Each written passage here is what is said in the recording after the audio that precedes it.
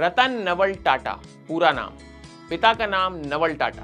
एक ऐसा शख्स जिसने जिंदगी भर सिर्फ बिजनेस किया और कुछ भी नहीं। फैसले लेता गया, फिर उन्हें सही भी साबित करता गया, अपनी जिद से, अपने जुनून से, अपनी लगन से। दोस्तों, रतन टाटा की उपलब्धियों की लिस्ट तो बहुत लंबी है।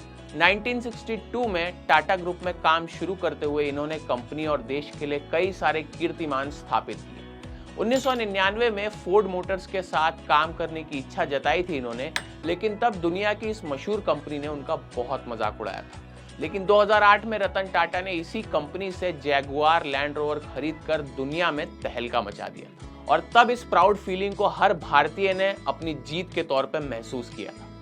रतन टाटा अब हमारे बीच नहीं है, लेकिन उनका जीवन उस हर व्यक्ति के लिए इंस्पिरेशन है जो बिजनेस कर रहा है या करना चाहता है। तो आइए आज देखते हैं रतन टाटा के जीवन के वो अहम साल जब बिजनेस के इस बाजीगर ने अपनी मील का पत्थर दुनिया के सामने गाड़ा। साल 1962। रतन टाटा ने 1962 में टाटा समूह में काम करना शुरू किया। इससे पहले उन्होंने कई कंपनियों में काम किया था। वो कॉर्नेल से आर्किटेक्चर की डिग्री प्राप्त करके आ चुके थे और लॉस एंजलिस में जोन्स और एमंस के साथ भी उन्होंने काम किया था। साल 1971।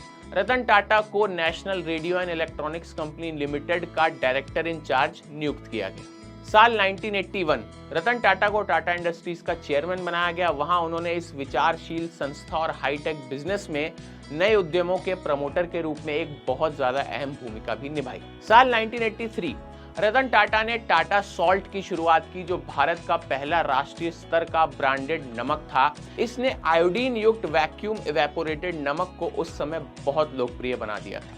जब ज्यादातर लोग बिना ब्रांड के और बिना पैकेजिंग वाले नमक का इस्तेमाल करते थे, तब टाटा नमक एक मील का पत्थर साबित हुआ। सन 1986। रतन टाटा को एयर इंडिया का भी चेयरमैन नियुक्त कर दिया गया। उन्होंने 1989 में लेकिन कुछ कारणों से इससे इस्तीफा दे दिया था। साल 1991।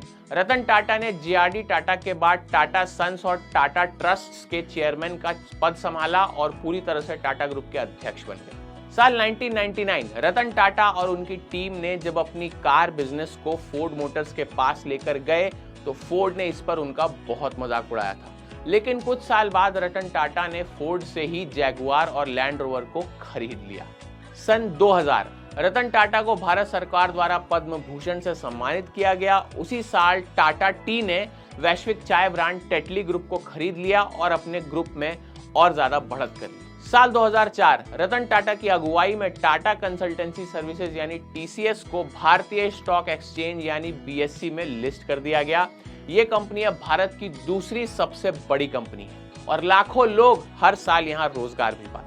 साल 2006। रतन टाटा ने डायरेक्ट टू होम सर्विसेज यानी डीटीएच सर्विसेज के क्षेत्र में भी कदम रख दिया और टाटा स्काई की शुरुआत की, जो आज टेलीविजन नेटवर्क डिस्ट्रीब्यूशन की सबसे बड़ी कंपनियों में से एक है। हालांकि इसका नाम अब टाटा प्ले किया जा चुका है। साल 2008। टाटा मोटर्स ने फोर्ड मोटर्स से जैगुआर लैंड रोवर को $2.5 बिलियन में खरीदा।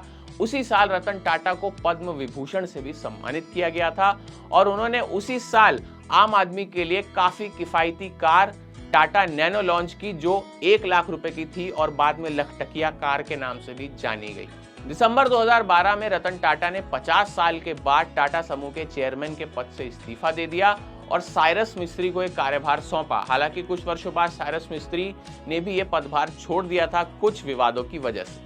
और सबसे आखिर में साल 2022 जब रतन टाटा ने एयर इंडिया को फिर से टाटा परिवार में लेके आए और एयर इंडिया का स्वागत किया, जब टाटा समूह ने इसे भारत सरकार से लगभग 18,000 करोड़ रुपए में खरीद लिया। तो ये थे रतन टाटा के जीवन और उपलब्धियों से जुड़े वो अहम साल जब उन्होंने भारत में ही नहीं पूरे विश्व में अपने काम का लोहा मनवाया।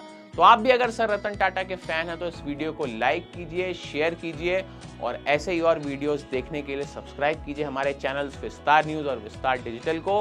मैं था आपके साथ अनंत सिंह, मिलता हूं आपसे ऐसे ही किसी और वीडियो में। तब तक के लिए नमस्कार।